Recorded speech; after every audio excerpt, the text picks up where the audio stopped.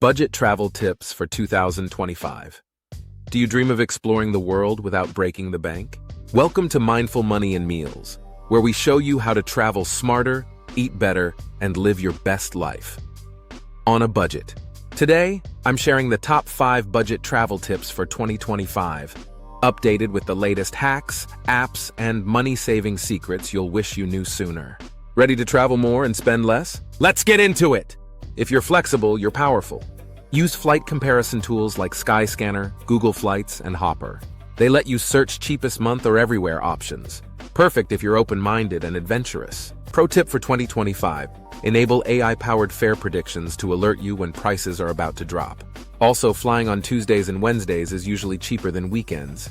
Don't just stick to Airbnb or Booking.com. In 2025, many destinations now have local apps or region-specific websites that offer better deals and fewer service fees. In Southeast Asia, try Agoda. In Europe, look at Couchsurfing, Hostelworld, or even Facebook travel groups. Also, in some countries, booking directly with hotels or guest houses via WhatsApp or Instagram can save you up to 30%. Traveling during shoulder season, just before or after peak tourist times, is a huge money saver. Flights, accommodation, even tours can be 50% cheaper. And bonus, you'll skip the crowds. In 2025, climate and tourism patterns are shifting. Use AI climate tools like Nomad List or Weather Spark to pick destinations with good weather even during off-season months. Food is one of the best parts of travel, and you don't need a fancy restaurant to enjoy it. Head to local street food stalls, open markets, and mom-and-pop restaurants. Not only will you save money, but you'll also experience authentic culture. Want to go a step further? Use apps like Eat With or Local Bites. They connect you with locals who cook meals in their homes for travelers.